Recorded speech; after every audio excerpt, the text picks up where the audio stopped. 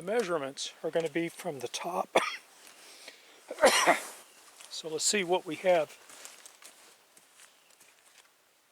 I'm having to step around this hole that I have here. I'm waiting for the mud to dry up so I can get in there and shovel it out and dig it out. By the way, this was a cap that I put the rubber onto a lathe and I turned it down. I wish I had a larger lip on there. I don't, but it works.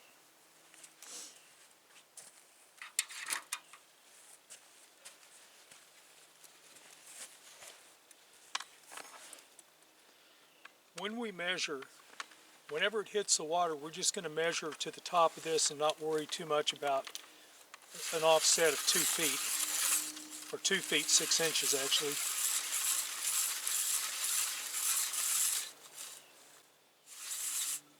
We're down 22 feet.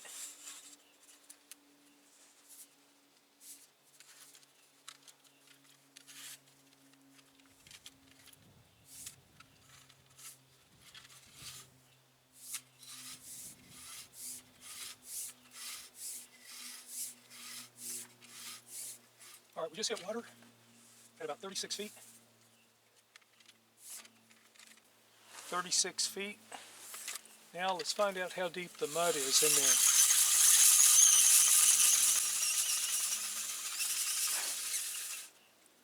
We're at 74 feet. We're at 86. We're at 91.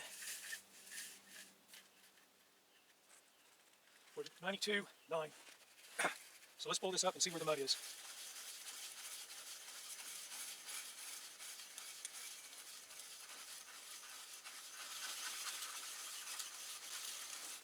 This is a fiberglass tape and the mud sticks to it well.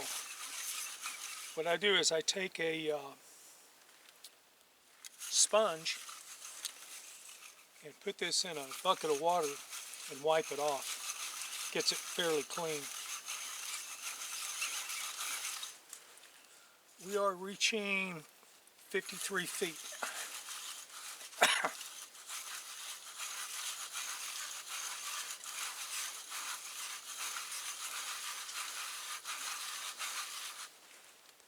We're at 38 feet.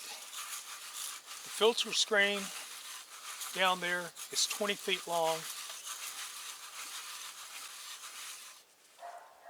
We're at 25 feet. Still no mud.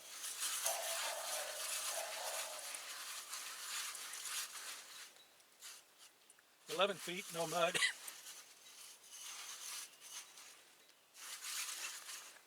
4 feet, no mud.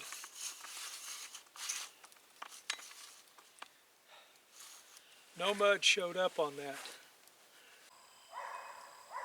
Dysfunctional vat. Using the backhoe of the tractor, you can see how I'm digging this out.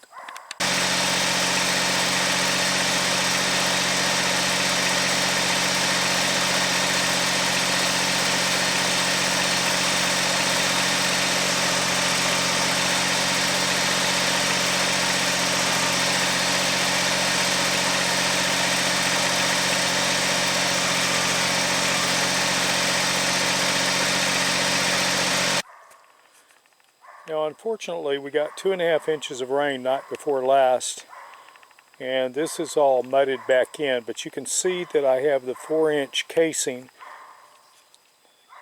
properly attached to the 2.5-inch casing, and I'm ready to now install the pump.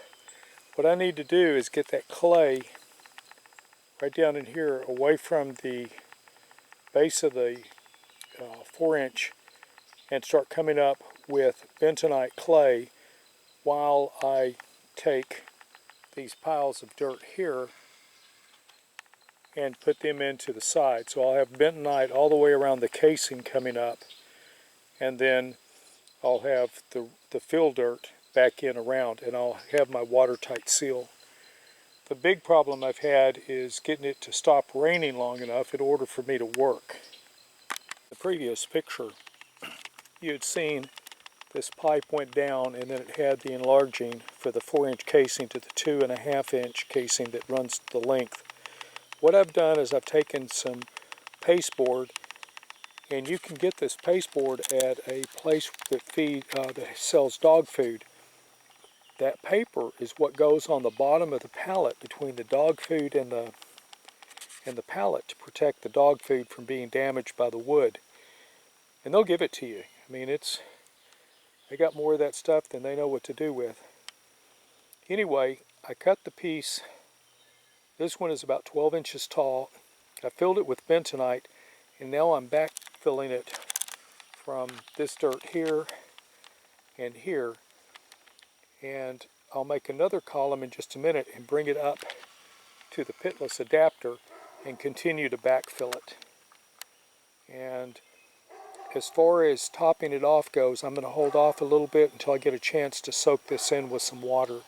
Because right now it's pretty loose and it's going to sink, and it'll just continue to sink for months and weeks. And this will prevent that. Alright, here we have the second layer of cardboard on. We've got the bentonite clay poured in, as you can see. I tore out a section right there for the pitless adapter. Now all we have to do is rake more of this dirt in, and then we'll call it quits until we can get this watered in.